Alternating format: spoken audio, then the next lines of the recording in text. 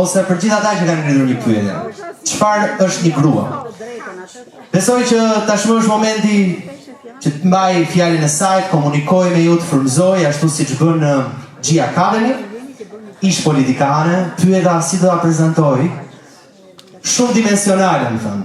Dikur në politik, sot ka programin e saj, por me një dashuri shumë të madhe, patjetër nga gjithë ju që jeni sot në Summit dhe mezi e keni pritur edhe këtë moment. Kështu që dua të ftoj Grita Thunën.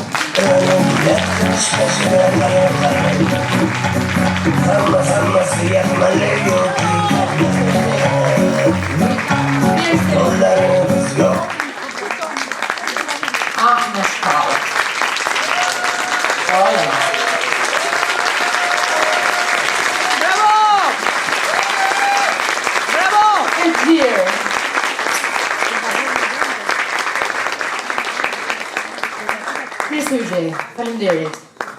Heraldo, Nilo. Lajt. Nuk e dija që do kisha kaq shumë miq përballë. Përshëndetje. Nora, përshëndetje. Urime, suksese, mbarësi, komplimente, lavdrime, gjithçka e keni, sepse ndërsa gocat e mia po më çonin foto të prezencës dhe pjesëmarrjes tuaj, është një gjë që ju a them vërtetësisht këtë gjë. Thua, ka akoma të tillë njerëz në Shqipëri që janë, që kanë këtë energji? Bravo, Linda. Mirë. Unë po ulem në çdo rast që na duhet vaj për të zgjuar, çuar, ngritur, do çohem se nuk di të ri shumë në karrige. Një nga komplimentet më të mëdha që kam marrë është nga profesori im Artan Fuga, kur një moment në intervistë i thash, profesor, po pse na ndodh ky, le themi, degradim i shijes në këtë vend? Nuk e prisja fare, sepse unë dhe Fuga duke qenë njëri maj tjetri djathtë në besime, më tha se s'ka shumë njerëz si ty që din ta lënë politikën pa problem.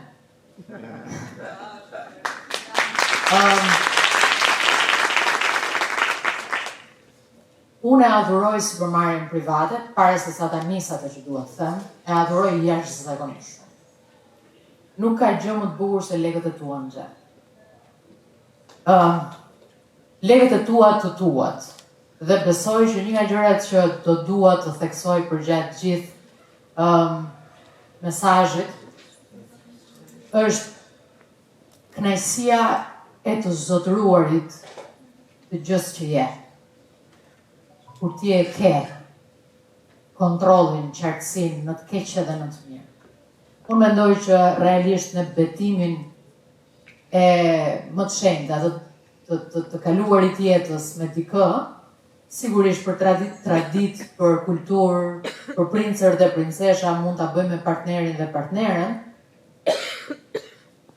Po dua të ndaj me ju një reflektim i timin të brendshëm që më duket sigur në të mirë dhe në të keq duhet bëjmë një betim me veten. Dhe besoj që jemi dy vete brenda nesh. Jo vetëm unë që jam shenjë binjakësh, por jemi dy vete brenda nesh gjithkohon. Një nga gjërat që përballen në G Academy në këto modulet tona shumë cilësore, të bukura, elitare, ku edhe rrëfehet historia e jetës edhe historia tjetrit të duket dhe historia jote, individ të ndryshëm më pyesin shpesh si ta bëjmë me mungesën e vetbesimit, si ta bëjmë me dyshimet që kemi brenda vetes, si ta bëjmë me pasigurit, me frikën e të folurit në publik. Gjitha këto duket sigur janë një paket që të shoqëron edhe 100 vjeç. Dhe unë e them shpesh, çdo njeri që ka dyshime është një njeri i mirë. Çdo njeri i cili ka pasiguri dhe frikë është një njeri i madh. Çdo njeri që ndjen dy zëra brenda vetes, njëri që i flet e tjetri që nuk merr vendim menjëherë, është siguri, jo pasiguri. Ne vuajmë nga delirantët. Ne vuajmë nga njerëzit që nuk i kanë këto pasiguri dhe janë imponuar në shoqëri në mendësi, në kulturë, me idenë e qartë që e tyrja vlen. Njerëz të parritur. Njerëz jo njerëz. Sepse ashtu siç thonë mendimtarët, ka një diferencë të madhe midis unë dhe mua. Të dyja kanë të bëjnë me veten. Por ata që studiojnë psikologjinë nga voglia thonë që fëmia deri 5 ose 6 vjeç, në rast se do të pyes për diçka dhe nuk është bërë akoma një qenie koshiente sociale, ka diçka në dorë, e sheh vetëm ai, një pemë që nuk është jeshile, është pikturuar e kuqe, i drejtohet prindit dhe i thot: "Ma, pse është kjo e kuqe?" E oma nuk e kupton, tjetri nuk të kupton, deri në momentin që fëmia vetë rritet mjaftueshëm në jetë për të kuptuar që atë që unë shoh, duhet ta shohësh dhe ti kur të kthen faqen dhe thot: "Pse është kjo e kuqe?" Duke u bërë një si më sheh ti mua. E ky kalim është një kapërcim mendësie gjigant.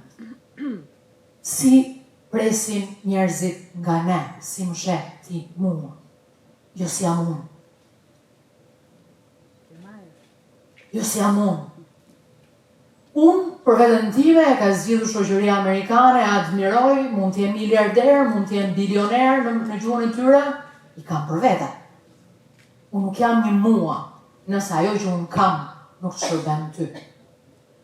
Një nga gjërat që unë dua në sipërmarrjen e lirë është sepse në gjithë historikun e shoqërisë tonë i ka munguar jo vetëm kapitali dhe materia, që ngop pa diskutim, që e bën njeriu më të mirë pa diskutim.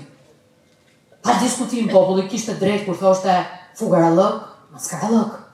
Pa diskutim. Pavarësisht se kjo nuk mjafton, është një taban, është një bazament.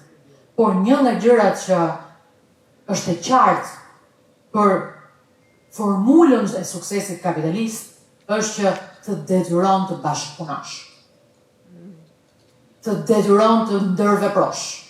Të detyron të jesh i nevojshëm ti për tjetrin dhe nga nevoja për ty të lartësohesh ti. Pra të bën një mua se s'bën. Mund kem nevojë të shtjelloj këtë tezë për 3 orë, 4 orë të gjata. Se si nuk kemi zhvilluar si ekonomi e vogël edhe sepse s'kemi bashkëpunuar. Se si kjo nuk lidhet vetëm me një teori sjellje, por e gjitha kjo lidhet me një mendësi, shije, jete, ku nuk gjejmë dot shije tek gjëja më e mirë tek tjetri dhe nuk kuptojmë që ti je bukur dhe të shoqërohesh me të shëmtuara nuk të bën më të bukur. E kam bërë plot në strategjit e sjelljes me gratë. Që ti je i aftë dhe të mbledhësh rreth vetes pa aftë nuk të bën më të aftë. Që ti je i mençur dhe të rrethohesh nga idiot servil nuk të bën më të suksesshëm. Këto kanë qenë formula që vijnë patjetër nga një mendësi autoritare, çështje e cilën psikologjia ka zgjidhur me kohë, sepse thotë nëse një dashuri që ka zgjatur 2 ose 3 vite, do së paku 4 apo 5 vite të harrohet, një shoqëri që ka jetuar 40 apo 50 vite në autokraci, kërkon 40 apo 50 së paku të harrohet. E ne të gjithë këtu, në masën 80%, jemi rritur nga prindër që kanë jetuar në diktaturë mendore. E ta harrojmë ne, që do të arrijmë do të ecim përpara duke kopjuar mot do thoshte populli folkloristik, botën e huaj, memet e huaja, stilin modern të veshurit apo ndonjë gjë tjetër. Kjo është një situatë të cilën as e kalojmë dot me një klik, as e kalojmë dot me vullnetin e mirë dhe do ta vuajmë për ta harruar dhe për ta kapërcyer. Por nuk ka gjë më të shenjtë se sa vuajtja. Do kush do priste të thoja se sa gëzimi, do t'ju a them vete. po nuk ka gjë më të rëndësishme se sa vuajtja.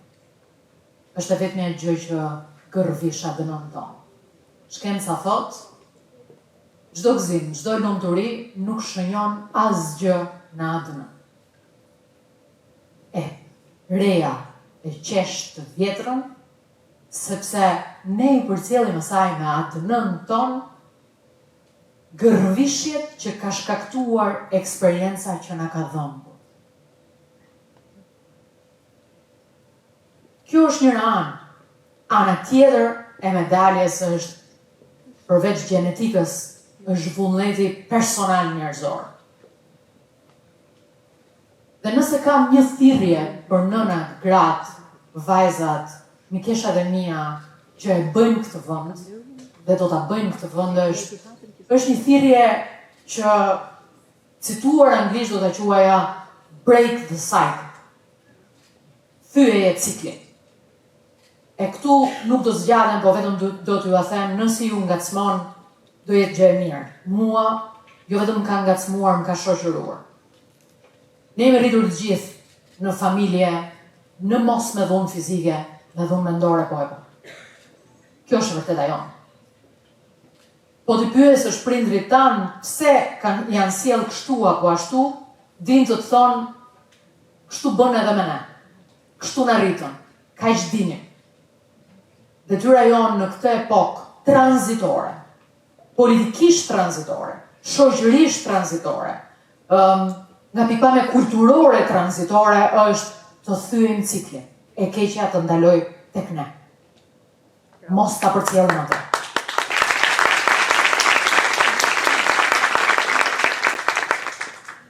Kur Lina më tha, fol për çfarë duash,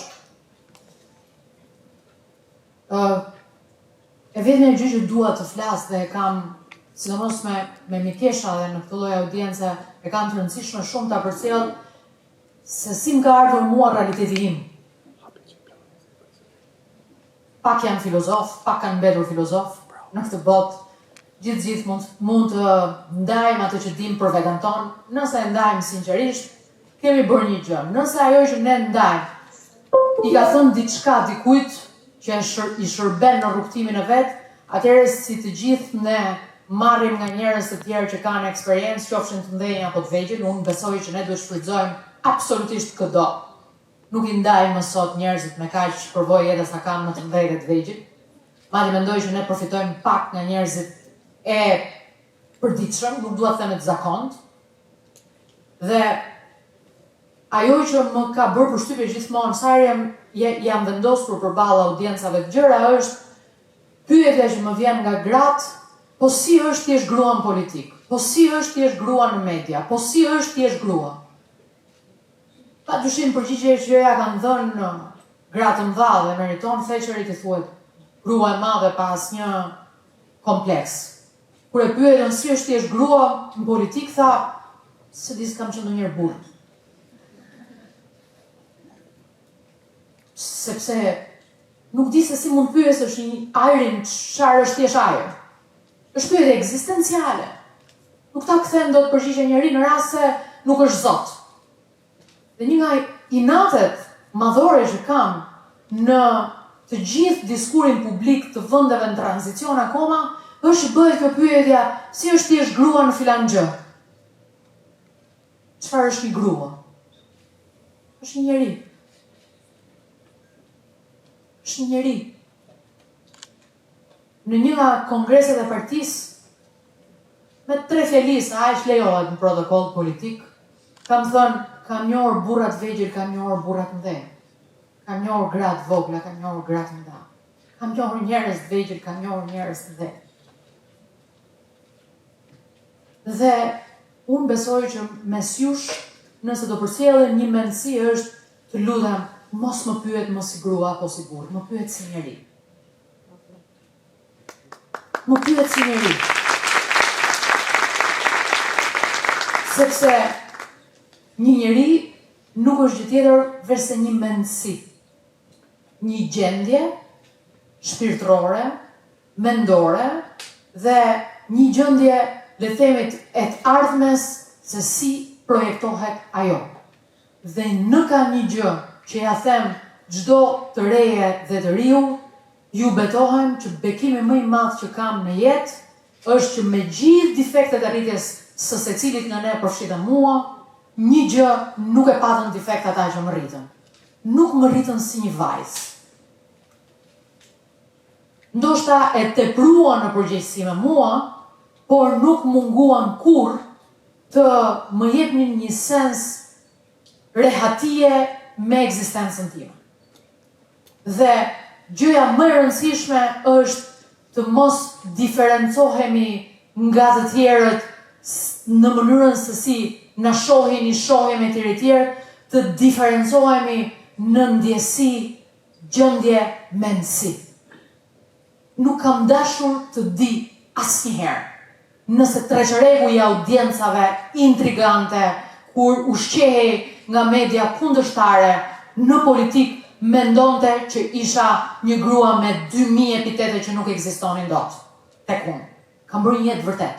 Ju a them bindur këtë, me kostot e mia. Bravo. Kam bërë një jetë vërtet, kam dashur si kam dashur, dua si dua, nuk e tenderoj këtë. Dua të dua. Dhe sot, nëse kam një parim në aksionet e mia aty, me punën që bëj aktualisht, nëse më thonë ndonjëherë, po mirë se do duket sikur ky është miku jot, sikur ajo është mikesha jote, Krisht duhet duket. Duket. Ju fusin gjithkohën në komplekse të caktuara, të tipit s'është kjo profesionale, s'është kjo gjë e dur. Njeriu duhet largohet her pas here dhe të ndjekë vetëm nuhatin e vet. Këtë grupin e vet. Këtë ata që i shikojnë shpinën, këtë ata që i beson, këtë 3 njerëz që i konfidon, këtë 5 njerëz që e shohin ashtu si ai i don. Njeriu nuk arrin asgjë në jetë pa të vetët. E të vetët janë një ushtri e jashtëzakonshme që të bëjnë general dhe kur je ushtar. E mos harroni kurrë.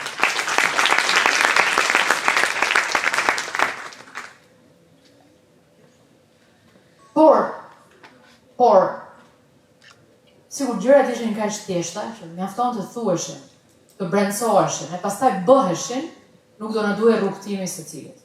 Në fakt nuk janë aq të thjeshta. Por gjërat më të komplikuara janë gjërat e thjeshta.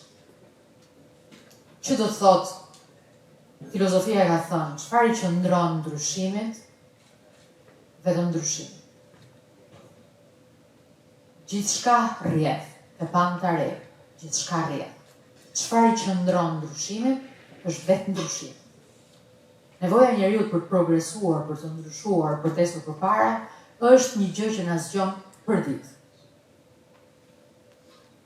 Një nga gjërat që e heqin këtë modus vivendi, këtë modus jete, është paragjykimi i mëshëm.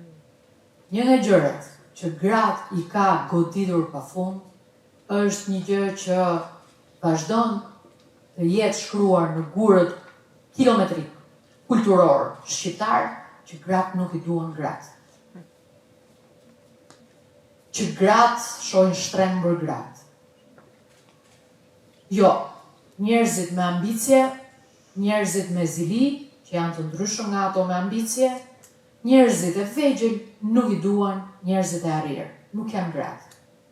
Lufta, mikeshat e mia, që bëhet mes burrave, është e frikshme. Por negociata që bëhet mes burrave është mjeshtërore.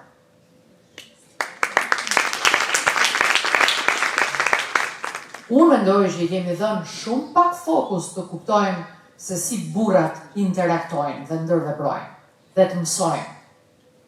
Nga fakti që shoqëria njerëzore i dha mundësi për 1000 arsye të arsyeshme që burri të dalë në jetën publike me qindra vite para nesh. Dhe ajo që ata dinë është që mua më shokonte kur isha në politikë dhe kudo tjetër, është që ata zihen këtu, pajtohen këtu. është që ata shahen këtu, negociojnë këtu. Është që ata shahen deri në fund me gjithë emrat e organeve gjenitale dhe nuk ka asnjë problem t'i thonë njëri tjetrit hajde lujmë lojë. E të rinë deri në orën 4 të mëngjesit dhe pastaj të kthehen në 5 dhe bezdisen nga gruaja që është bërë xheloze që si ka ardhur deri në 4. Kjo sjellje sociale që e bën burrin më të lirshëm, me gjendjet e veta, shpërthyese, negociatore, vijon gjithashtu në ekonomi, vijon gjithashtu në shoqëri, ku ti e shikon që në gjithë librat e menaxhimit të thonë një grua nuk negocion për pagën, një burr negocion gjithkohon për pagën. Një nga problemet më të mëdha që kanë gratë është, po s'ka gjë, se unë do ta bëj këtë punën me dedikim plot, po mua m'pëlqen puna, apo se kjo, po se ajo. Burra thonë, e sa do marrëm aty? E sa do marrëm aty? Për çfarë do ta marrëm aty? Tu ke ky rreshti, një 2 zonja njoh unë që din të bëjnë këtë. E kam hequr kapelen prej kohësh. Edhe shikon që martesa më e shtrenjtë që kanë, ose i kanë munguar dashurit.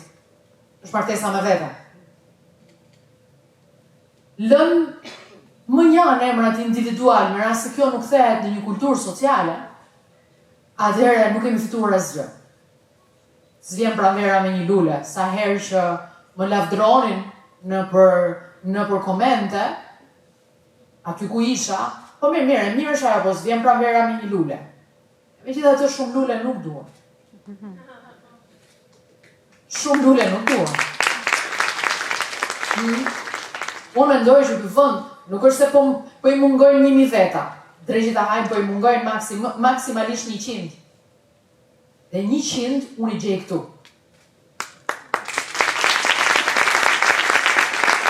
Jo i gjej unë. Janë, por kam forcën të them janë. Sepse kam një gjë që mendoj duhet ta ketë çdo kush. S'ka frikë nga dikush tjetër që është i aftë. A do të bëj luftë kur të më vish përballë të më marrësh vendin? Po patjetër, pra. Po patjetër, more. Por një gjë ju a them me bindje. Pa luftën time ti nuk bësh. Dhe nga ana tjetër, pa konkurrencën tënde, unë nuk rritem. Nuk çohet një mace të bëj garë me ca tigra, nuk çohet një luan të bëj garë me ca qen, është çështje lloji, as nuk më tërheq ajo garë fare. Nuk mundë. E njëjta si nga poshtë lart, e njëjta si nga lart poshtë, duhet jesh me llojin tënd që të shkëlqesh. Dhe e them shpesh këtë. Duhet jesh, ajo që kanë ngritur tani në politikë është, po s'jemi ne të mirë se janë grop ata. Ata tjerë thonë tjetër gjë, kur ishin ne, gropa ishte më pak e zbrazur, kur erdhën këta, u mbush më shumë.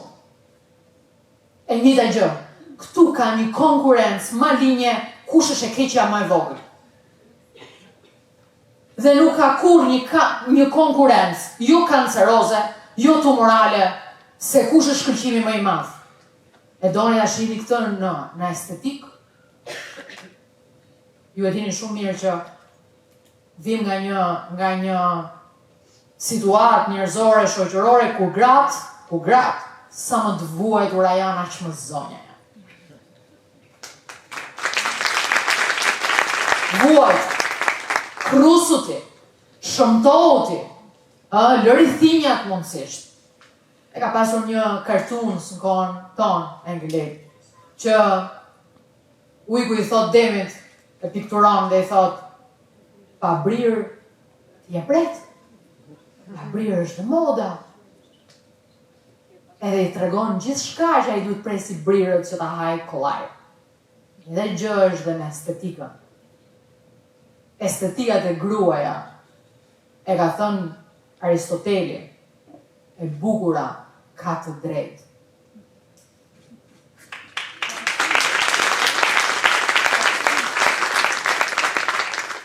Nuk ka një qytetërim të vetëm, një aristokraci të vetme, një luks të vetëm, që nuk kërkon estetikën. E di pse? Sepse në fundamentin e kimisë aromës, nuhatjes njerëzore, ti kërkon harmoninë e tipareve për të kuptuar që ai geni do t'ja pasardhësin më të mirë. Harmonia e tipareve është e bukura. Dhe ku ne themi e bukura, rrallëherë kemi aq formim filozofik në shkollat tona, që të bëjmë dhe të kuptojnë njerëzit që ne i themi e bukur pemës, ne i themi e bukur lules, ne i themi e bukur rrugës, ne i themi e bukur gruas, ne i themi e bukur veshjes. Ç'është kjo kategori kaq abstrakte që nuk e përcakton dot, po që shqisat e përmbledhin të gjithën në gjithçka dhe dim se kur ajo karakteristike ekziston tek një gjë, që është e bukur, ajo është në genet tona instiktuale. Harmonia, estetika. Jo vetëm nuk duhet ta ulni bukurinë, duhet ta bërtisni bukurinë. Mirëmbajtjen, disiplinën, veshjen bukur, status quo, mungesën absolute të çdo kompleksi për ta shiju veten. Sepse çdo njeri i cili është i shijuar është plot me jetë, sepse ka një raport midis ushqimit të vetes dhe raportit me botën. Tani do t'ju them një sekret strategjik që emrat, sigurisht do imagjinoni një herë, por do kem vetëm etikën mos t'i përmend. Ishim në atë kohë në politikë strategjisë të huaj, edhe na dilte që një nga tanët ishte keq tek pikët me gratë.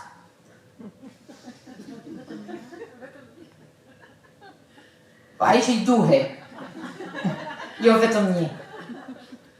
Ai që i duhej atyre të mos ishte keq me gratë. Edhe bënim brainstorm, diskutonim që po si t'ja bëjmë, po t'i vendosim ca, si që janë gjithmonë strategjitë e marketingut, ju i dini, nuk janë fake, por janë pa diskutim boost. Edhe një moment saktuar i tha, shiko, një burr që reflekton që është mirë me gratë, e ka në lëkurë. Dhe ky burri që e ka në lëkurë, ka pasur më shumë se sa 1-2 eksperjenca. Ka ditur të bëjë ca gjëra mashkullore, pavarësisht se i ka bërë thellësisht apo sipërfaqësisht. Eksperiencat i ka. Çdo njeri që do të bëj udhëheqësi, përvojën do ta ketë shkruar në lëkurë. E nëse ju doni një udhëheqësh të virgjër,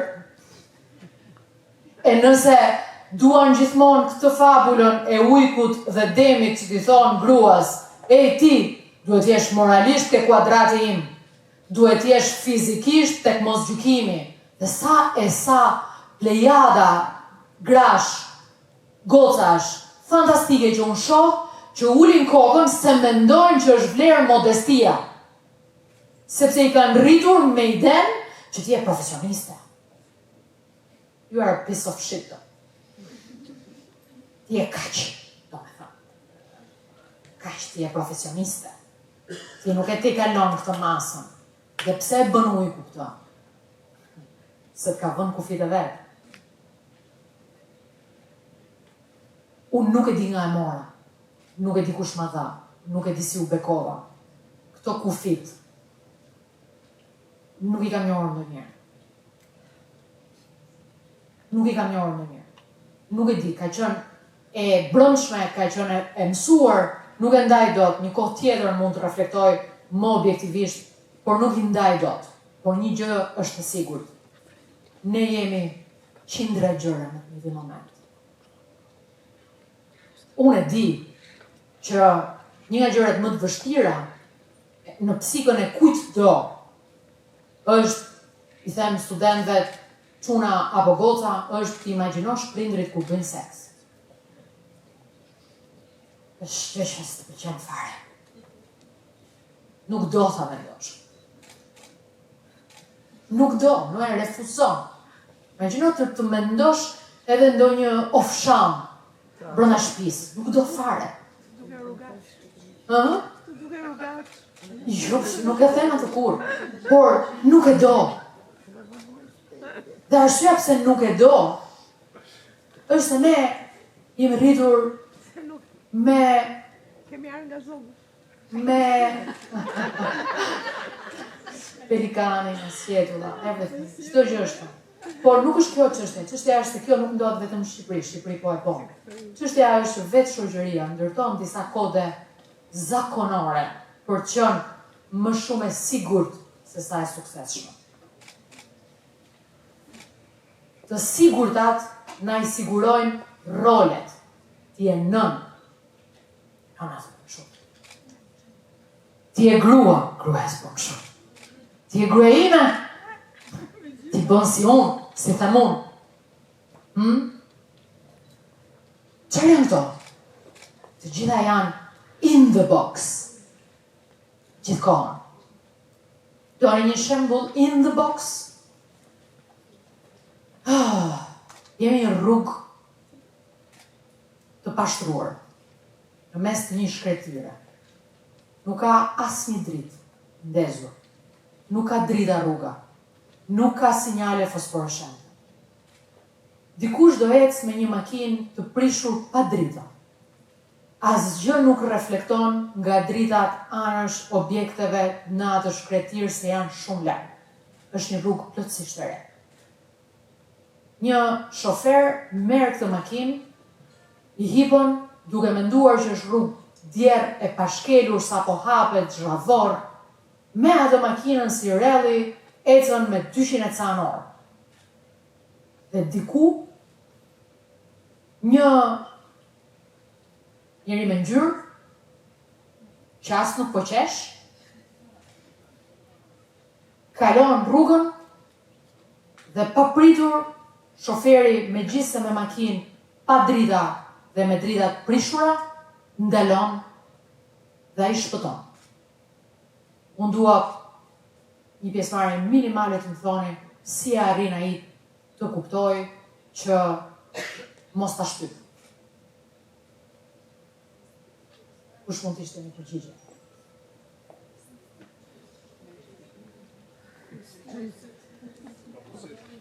Ka buzëqeshur, nuk ka buzëqeshur, e thash para kusht. Intuita. Frika. Frika.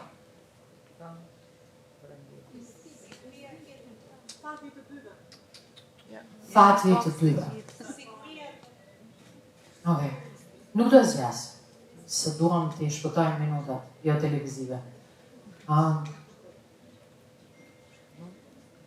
Në cilin moment thash që ishte natë?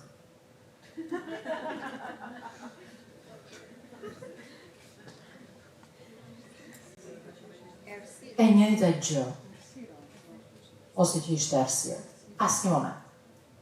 Përshkrova gjithçka sikur ishte errësirë. Duke vënë theksin që dritat na duhen. Por në fakt, gjithçka që kam thënë me fjalë drejt për drejt, si kontratat perfekte të bankave, kam thënë që drita nuk ka, drita se janë vendosur, që makina s'ka drita, etj. Dhe ti e futur në gjendjen që është errësirë.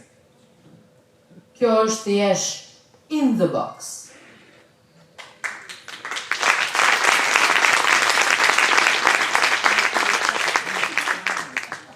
Dhe kjo in the box është gjithçka që psikologjikisht thuhet zakonet. To janë zakone. Të fusin në gjendje se ti do përsërisësh historinë që din ata, si e din ata, si e kanë kontrolluar ata dhe ato po të doni. Sepse ka një problem tjetër që do t'ju a them. Unë e di që formula e suksesit është thjesht me të suksesshëm. Përrjedhoj ekuacioni 1+2=3 është logjik që nëse burrat janë më të suksesshëm, hajtë bëhemi me burrat. Dhe ka plot gra që bëhen më mirë me një burr se sa bëhen me një grua për të ecur përpara. Dakor deri këtu. S'mund ta mohoj. Pyetja tjetër është, e thyen ciklin ajo? Apo sjell prap një burr? Megjithse e di që me një grua është edhe më e sigurt. Duhet thyer ciklin. Jo sepse ne duhet jemi religjioze feministe. Jo. por për një arsye tjetër. As për moral, për kod komunikimi. Unë me një grua komunikoj shumë më mirë. Është kod komunikimi. Nuk është e kot t'i themi burrave të na kuptojnë në detajet e tmerrshme, të padrejta, drejta, të shumtuara, të vogla të jetës tonë. Është e kot. Mirë nuk ka gjë më të rëndësishme në ekonomi se sa koha. Koha. Termi ekonomik eficiencë thot me koston më të ulët, produktin më të lartë, në kohën më të shkurtër dhe në momentin e dur. Ky është suksesi. Keni produktivitet, efektivitet, eficiencë, 3 norma ekonomike. Kush është problemi më i madh për çdo që ikën nga Shqipëria dhe pse janë ata të mjekësisë dhe ata të IT-s më të suksesshëm? Sepse ata nuk duhet flasin gjuhën kulturore. Pse avokatët nuk punojnë dot në perëndim njësoj si mjekët? Sa ata nuk kanë nevojë të ngrihen në sallat e tyre dhe të futen në kontekstin kulturor, shpirtëror të klientit vet. Sepse nuk lëvrojnë në lëmin e publikes komunikative së tjerë. Por karriera në çdo rast është komunikim. Dhe ne na duhet të fitojmë kohë në komunikim. Dhe kodi jon i bashkëpunimit, i të kuptuarit me njëra tjetrën është shumë më i shpejt, shumë më i thellë, shumë më i pakompleksuar. Atëherë çfarë është kjo? Kjo është një aset ekonomik, nuk është një aset moral kulturor. Prandaj ky bashkëpunim mes grave ka së pari kodin kulturor dhe simbolikën e mirëkuptimit shumë më të shpejtë. Por ne nuk na kanë lënë ujku, duke na hequr brirët dhe kompleksuar dhe futur tek ajo gjendje e hapësirës si në ilustrimin që ju dhash, që të kooperojmë rehat dhe na fut gjithmonë siç i kanë bërë Shqipërisë. Gjithmonë, fqinjet slevrit, që ka kanë bërë slevër, na fusin gjithmonë spicat mes nesh. Kam një thirrje jo moraliste, pragmatiste. Bëni një ushtrim didaktik, mendor, dhe thuaj me veten tënde, kjo s'më pëlqen fare, po pikërisht se ajo s'më pëlqen fare, se më bezdis shumë, se më cingëris shumë, unë do të testoj veten të bashkëpunoj me këtë. Bëjeni si ushtrim mendor. Dhe në momentin që te i kalon absolutisht dhe gëlltit dhe negocion çdo gjë që s'të pëlqen, ti je gati të fitosh mbi çdo gjë dhe me ato që të pëlqen. Bravo.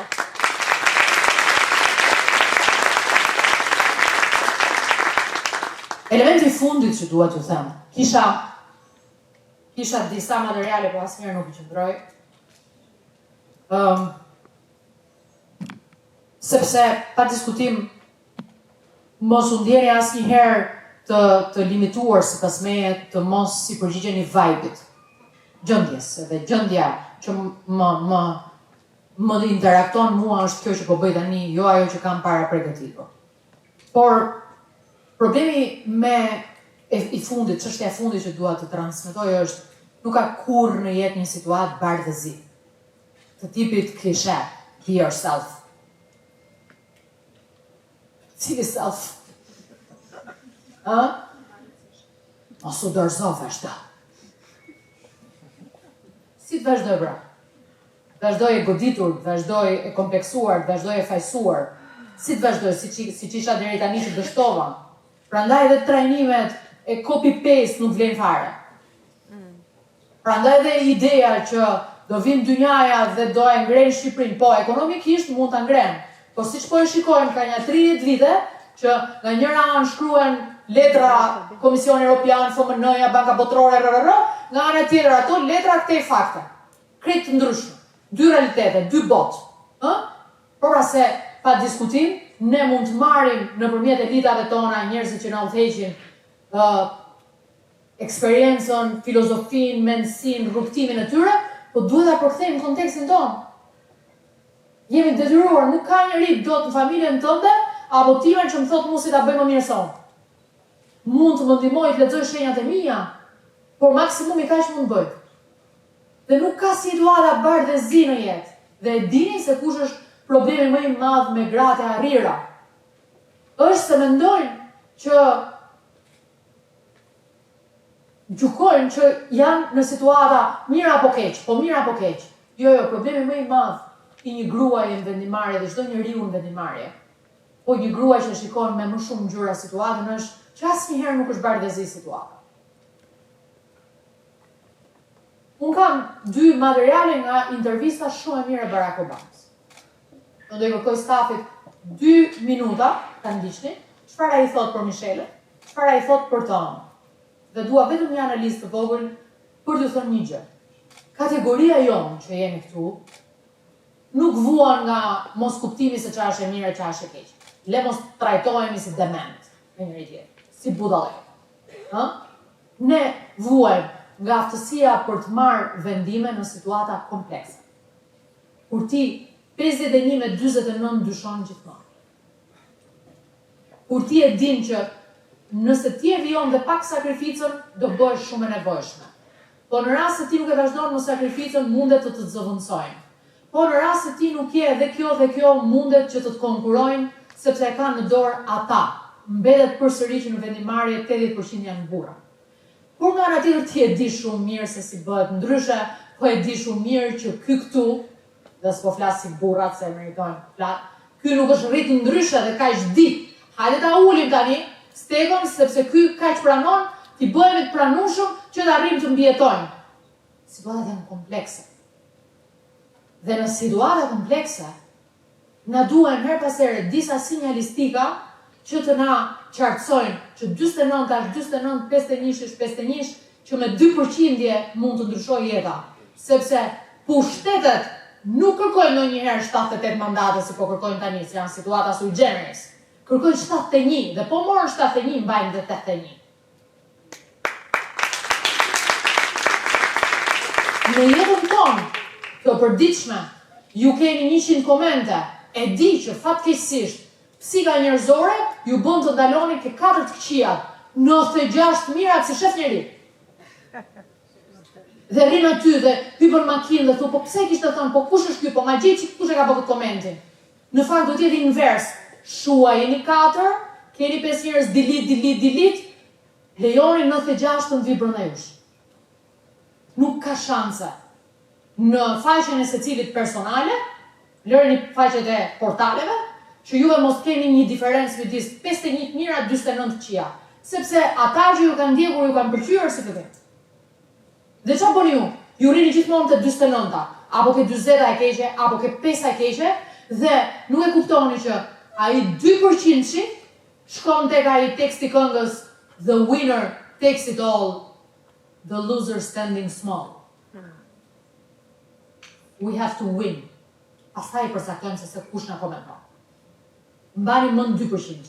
Tani ndiqni një moment çfarë thot ai kur e pyet David Letterman për Michelën, e cila pritej që këtë herë të ishte garusja për kandidate për presidente, shumë herë më lart se sa Biden, dhe që presupozohej që do të bënte një bau në rast se do të dilte përballë Trumpit. Kjo nuk do thot fare që unë jam me Michelën. Por duhet lexuar çdo element i botës së madhe. Okay. I wander around. As well you should. Do t'ju jap dhe një tjetër për të ëmbël. Duket e bukur si intervistë. Obama është nga folës publik më të jashtëzakonshëm. Ka të lindur gestikulacionin, ka të lindur muzikaliteti në gestikulacion, ulet bën një foto e ka të natyrshme, të gjitha fotot e Obamës janë pa kopjueshme, i lindur lider frymëzues, bie në sy që në konventën e parë jashtëzakonshëm. A është një fatkeqësi apo një fatmirësi që ka një grua të jashtëzakonshme? Fatmirësi. Për Obamën mund të japin përgjigje të sigurt. Për Michelën nuk e japin dot.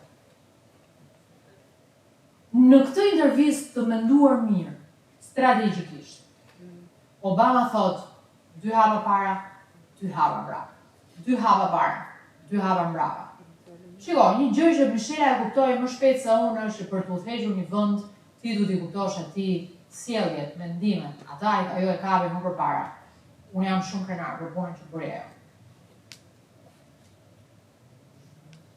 Jo, duhet thua që unë s'do e kisha kapur kurrë atë që kapi ajo. Si fillim. Vjoj. Ai thot, Letterman i thot, shiko se edhe Mamie Eisenhower ka qenë një faj, dhe po të shikojmë në intervistë Eisenhowerit, po ta pyesësh për gruan, thot, unë jam shumë krenar për të bërë ajo. Mirë po Mamie dhe Michelle janë dy gradë ndryshme. Michelle ka bërë atë që është gjurmë e madhe, Mamie dihet që është ajo pa një kontribut jashtëzakonshëm publik, pavarësisht se sa jashtëzakonshme mund të qenë jeta vet. Të dy burrat e përfundojnë fjalin duke thënë, unë jam shumë krenar për të që ka bërë ajo. Jeta vijon. Obama nuk është më president. Kur i thonë që mund të jesh prapë se realisht ka ikur në pikën e vet më të lartë dhe nuk kthehet prapë, sidomos ikja në pikën e lartë është ta bani mirë për rikthim. Ai thotë mund të jetë Michelle. Dhe sa po e ngacmon audiencën që mund të jetë ajo, prit, po më keq kuptoni. Unë nuk dua ta humb atë, se ajo do të lindte mua. Sigurisht, ai çift mund t'i ketë bërë paktet strategjike që njëherë ta testoj audiencën dhe njëherë ta tërheq që mos ta tregoj strategjinë. Por ajo që na rezulton në librat e shkruara me Michelle është që pas presidencës së tij ne kemi një fyerje të marrëdhënies së brendshme, sepse pushteti na vuri në konkurrencë dhe nuk kuptohej se kush ishte kush po merrte sa nga kush. Nëse Obama mori aq shumë nga Michelle dhe në një moment caktuar ne dim një gjë, që ju kërkua Michelle Obamas mos dilte në publik, sepse po kalonte popularitetin e Obamas. Sepse bëri ajo një grua shumë e fortë, është absolutisht peshore e saj. Po a ndodh kjo për ditë me burrin e jetës apo me burrat e karrierës? 51-49, apo me këdo tjetër që na ka dhënë një hap të parë dhe që godet dhe një kompleks faj që gruaja e ndjen më shumë se sa burri instinktivisht. Ti thuash një gruaje se unë ta dash, fillon të ndjen kompleks faj. Ti thuash një burri se unë ta dash, se të duhej, thot. Se s'ma dhe kot. Pa diskutim që ajo që bën burri është e duhur. Pa diskutim që ajo që bën gruaja është empatike. Po empatia nuk është arsye për të qenë më pak, është arsye për të qenë më shumë. Dhe sakrifisa që ne bëjmë, jo vetëm me burrat, por sakrifisa që bëjmë me çdo në jetë, e tipit që kur në shajnë, si që unë e kam djerë, në media, për atë që jemi, sot më vjen keq shumë për veten time. Nuk di si ta përqafoj veten time. Sepse kur më shajnë, nuk mendohesha si po ndjesha. S'kisha fuqit mendoja si po ndjesha. Thoja si po ndjehet i mbirë. Qa po mendon ai? Ka marrë telefon? T'ja them këtë? Të bëj sigur nuk po e kuptonej? Të bëj sigur nuk më ka bërë përshtypje? T'i them leje kaloje? Ka diskutim që kjo është një instinkt që e ka quar jetën përpara. Dhe mëmësi.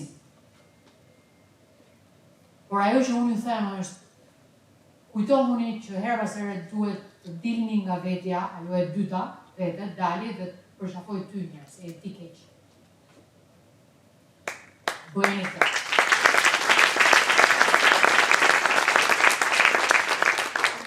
Dhe tani, me epi pak edhe pjesën tjetër për tonën, vetëm 1 minutë do të marrë. Është aktiviste, studion me gjithse nën me fëmijë, me martesë të dytë. Kjo është pjesa më do me thënë se intervistës për mua e Barack Obamas, kur unë lexoj nën rreshta atë që ai nuk e thot, cinizmin e madh me të cilin e ëma e ka përballuar ta bëjë birin një njerit të madh. Nga unë tha ka vetëm vetulla.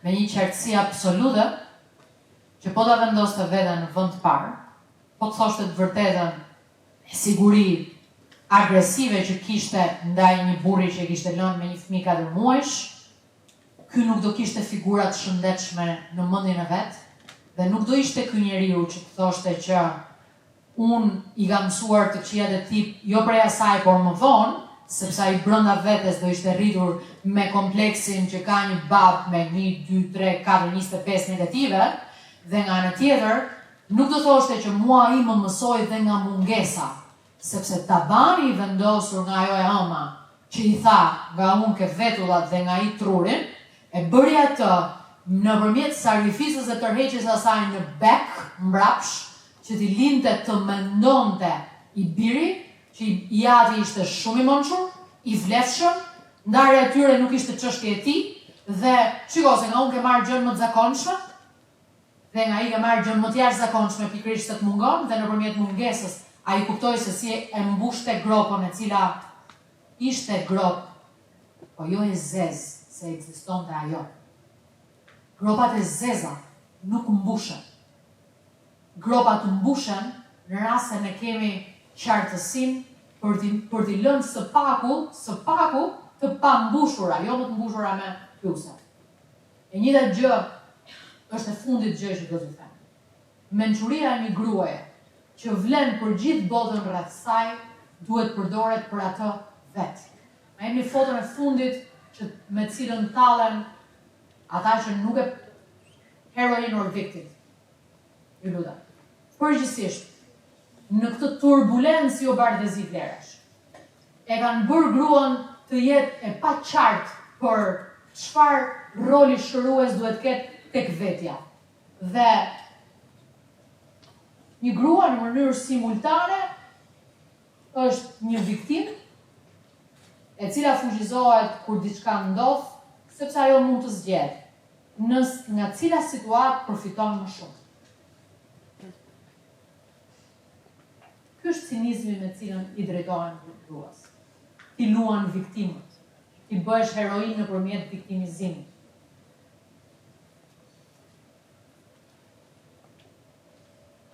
Unë ju them një gjë. Karta e viktimizimit mund të luhet vetëm ato që ju duan realisht. Atyre mund t'i vi keq që je keq. Nëse do vijoni ta luani kartën e viktimizimit dhe aty kur nuk e dini ju duan apo se duan, jeni të humbur.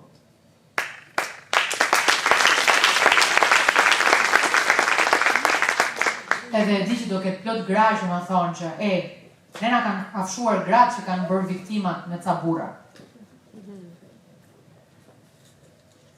Por problemi është që nuk është problemi kafshimit të tyre. Është problemi që edhe një i fort mendon që mban let më gjuajnë, se nuk ka çam gjën.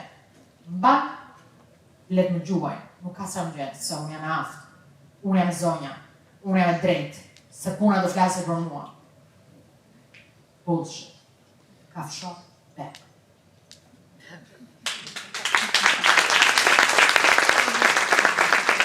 Në rast se dikush e ka bërë dëmin, duhet të çdëmtosh.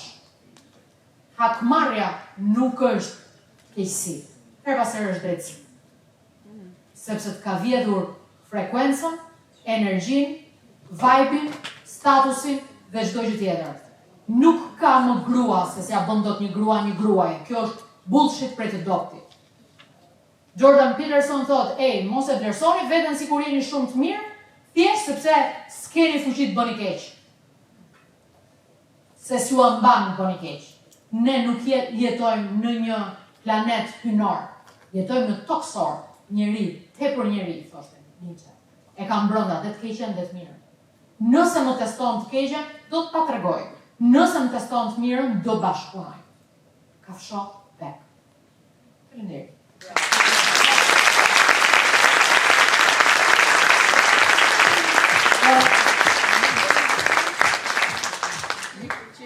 Unë nuk e di se si e keni organizuar, se si e keni menduar. Nëse doni një koment, një çështje, please. Grida ka përshtypjen që kush ka dëshirë të bëjë një pyetje, mundet që ta realizojë. A çoni? Jo, mos u çot. Ju përshëndes të gjithëve, përshëndes të organizatorët. E nderuar zonja Grida, Uroj që zëri yt I pakkushtëzuar, I zonjës Nora, I zonjës Shukriu Janilës, të vazhdoj të të motivoj dhe të përsos vazhdimsi. Ju tashmë jeni edhe një simbol në ekran dhe ne ju ndjekim jo vetëm për mençurinë, po edhe për imazhin. Po guxoj që pyes. A keni bërë sa duhet për të evidentuar sipas hierarkisë së vlerave gratë e suksesshme në frontet ku punojnë dhe që përcjellin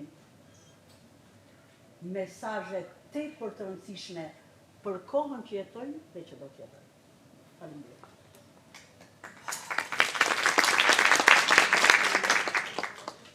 A kam bërë sa duhet. Pas sigur thoja kam bërë sa duhet, do t'isha një ri I vogël. Sepse pare nuk do kërkoja të bëja më shumë.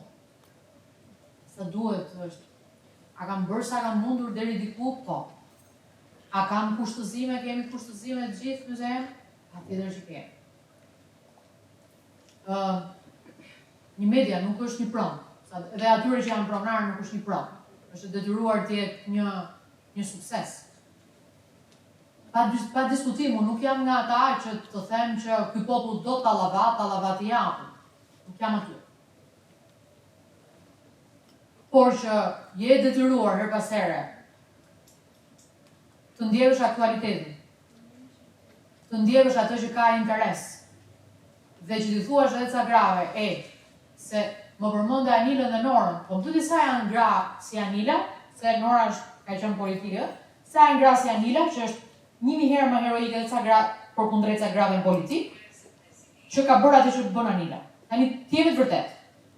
Se unë gjej plot goca dhe gra shumë profesioniste, dhe prandaj përmende këto, që thonë, viju me ty, po debat nuk bëj.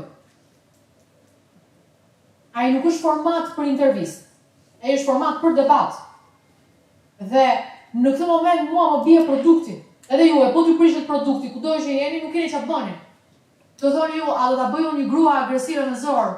Jo, absolutisht, por nuk mund ta nxjerr me zor, edhe pse nuk është agresive, se është grua. Janë dy gjëra të ndryshme, janë dy trajtore që do të ecin paralel. Pra, unë her pas here e them, nuk kemi asnjë grua sonte në panelët, e kanë mund të njësi. Por, se sa janë gratë që përballohen me kostot e agresivitetit në këtë botën shqiptare dhe që mos pyesin që I bëjnë komente mbrapa, që I bëjnë meme mbrapa dhe që kjo është pjesë e kostove të kësaj jetë dhe karriere profesionale, janë shumë pak. Janë shumë pak. Dhe nëse e kanë këtë vixhut, pa diskutim, e kanë derën hapur. E para që e ka këtë vixhut.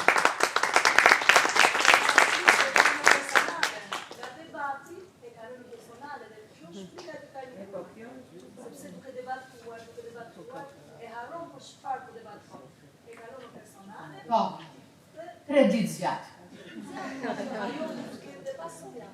E po për këtë po ju them. Nuk ka, unë prandaj e dashur, unë prandaj jam I djathtë. Dhe nuk jam I djathtë se është Partia Demokratike që s'është djathtë. Jam I djathtë sepse një herë Anila nuk e mban mend. Po e referoj disa herë këtu se kemi bërë biseda me gjysmë shakaje. Po duhet kalosh jetën për të kuptuar je djathtë apo e majt. Dhe ideologjia është si punë lëkure. Unë jam E djathtë sepse nuk besoj që ka free lunch ndonjëherë. Nuk ka sup lirë masi vonë, nuk ka for gratis. Asgjë nuk është gratis. Pra ajo do të vi me goditjen personale. Po dhe ai tjetri me goditjen personale e ka përballuar. Ashtu ka njësë dhe për atë. Mbasi ndodh një herë, 2 herë, 3 herë, ju më dini mua që s'jam goditur personalisht? Dhe në rast se mbjetojmë dhe ja dalim, sot, ka një vlerë, mbahen mend se çfarë më kanë goditur personalisht?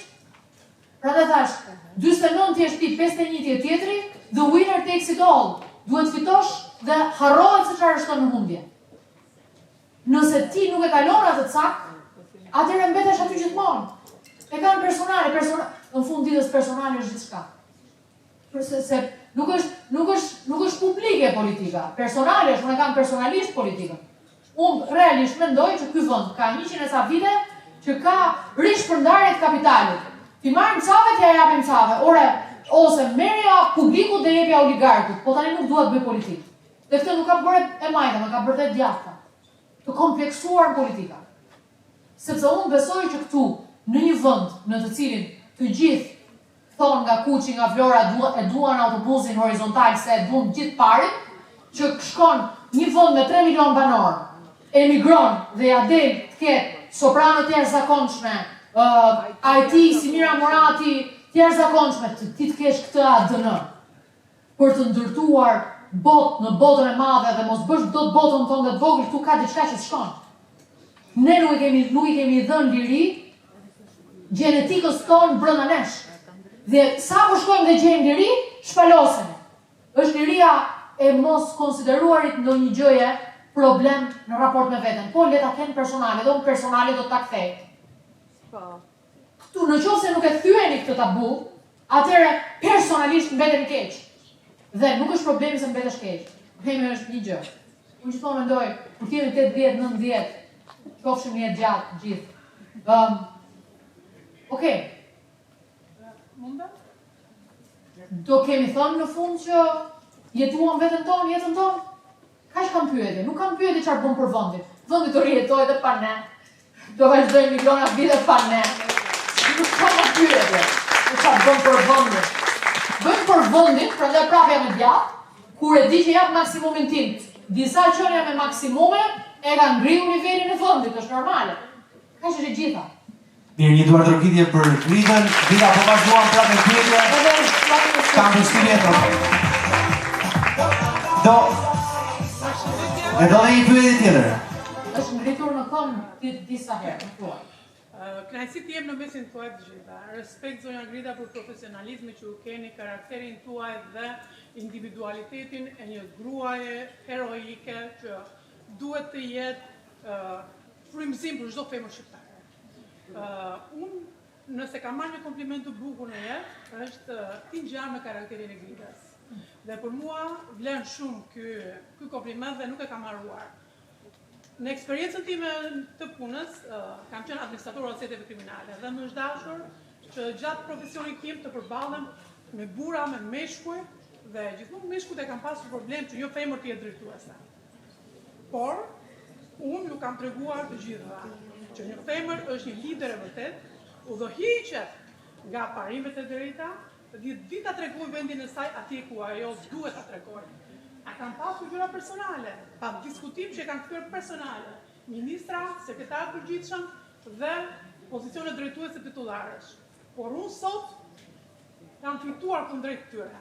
Edhe këtu përfugjën që në prokurori të pushojnë çështje penale, gjykata e ka detyruar prokurorin që të regjistrojë çështjen penale dhe këto persona të përballen në drejtësi. Dhe unë jam shumë kryelar për këtë.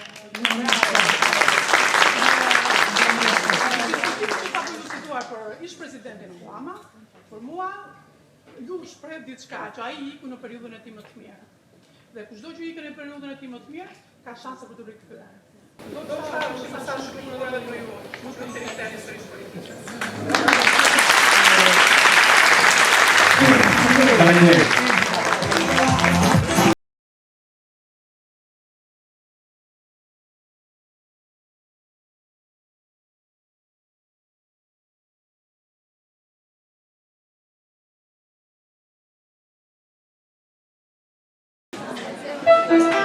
Mirë një duar trokitje për Gridën. Besoj që patit kohë për të bërë një bashkëbisedim gjithashtu me të edhe të kuptonit mbi shumë pyetje. Do të vazhdoj Samidi, ju lutem që ndrojmë brenda, sepse është momenti që të ndalemi pak në një tjetër bisedë. Për pak do të